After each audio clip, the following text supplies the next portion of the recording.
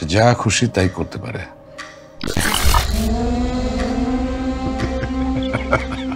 হ্যাঁ, এই ভিডিওতে একটা ওটিটি কন্টেন্টের টিজার আর একটা পোস্টার নিয়ে কথা বলবো। আমি আসছি কালপুরুষের টিজার নিয়ে, যেটা কালকে ড্রপ করেছে। এই টিজারটা আমার কাছে কেমন লেগেছে এটা যদি এক কথায় বলি তাহলে আমার কাছে বেশ ইন্টারেস্টিং লেগেছে। এইটার কিছু ফ্যাক্টর রয়েছে। প্রথমত টিজারটা যেভাবে ডিজাইন করা, যেভাবে কাট করা, এইটার কি স্টোরি, এটার কি প্লট, আপনি টিজার দেখে সেভাবে ধারণা করতে পারবেন না, আপনি সেই প্রেডিক্টটা করতে পারবেন না। এতটুকু বোঝা যাচ্ছে এখানে একটা লাশ নিয়ে কথা হচ্ছে, একটা ক্যারেক্টার নিখোঁজ হয়েছে, এইখানে কোনো টাইম লাইনের গল্প থাকবে কিনা পুরোপুরি এই টিজারটা দেখে আন্দাজ করা যাচ্ছে না। এখানে যে ক্যারেক্টারগুলো দেখায়, এভএস নাইম, চঞ্চল চৌধুরী, এখানে চঞ্চল চৌধুরীর ক্যারেক্টারটা কি হতে যাচ্ছে এটাও একটা রহস্য। দ্বিতীয়ত এখানে এভএস নাইমের যে ক্যারেক্টার, সে একজন পুলিশ অফিসার, বাট এইখানে এই ক্যারেক্টারটা দেখেও মনে হচ্ছে যে এই ক্যারেক্টারেও স্পেশাল কিছু রয়েছে। এই কাজটার জন্য আমি অনেক বেশি এক্সাইটেড। এটার ফার্স্ট রিজন এই এভএস নাইমের ট্রান্সফরমেশন। টিজার দেখলে বুঝতে পারবেন এই ক্যারেক্টারটা প্লে করার জন্য এভএস নাইম কতটা ওয়েট গেইন করেছে। এখন এই ক্যারেক্টারে আসলে কি রয়েছে যার জন্য এতটা ওয়েট গেইন করতে হলো, এইটা দেখার জন্য আমি খুবই আগ্রহী। তবে এখানে আর একটা ফ্যাক্ট, যে পরিশ্রমটা এভএস নাইম করেছে, আমি যতটুকু দেখলাম 7-8 মাস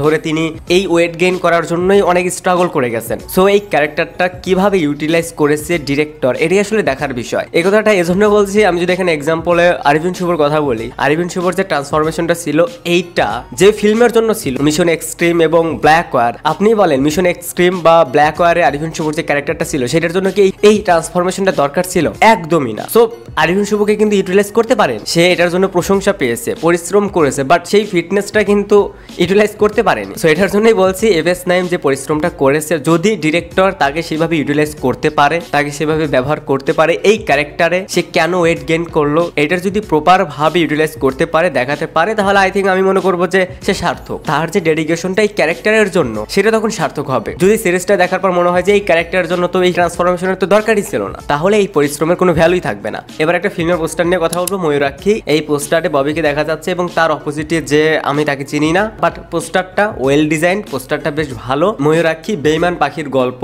এই টাইটেলটা দেখেই মনে হচ্ছে যে এখানে যে দুইটা ক্যারেক্টার থাকবে, নায়ক নায়িকা, এদের ভিতর কোনো একটা ক্যারেক্টার বিট্রে করবে। তো দেখা যাক এই ফিল্মের যখন টিজার আসবে, ট্রেলার আসবে, তখন বোঝা যাবে যে সিনেমাটা আদৌ কেমন হবে। তো এই ছিল কালপুরুষ এবং এই পোস্টারটা নিয়ে আমার ওপিনিয়ন। আপনাদের কাছে কালপুরুষের টিজার এবং এই পোস্টারটি কেমন লেগেছে সেটা অবশ্যই কমেন্টে জানাতে পারেন। Thanks for watching, by.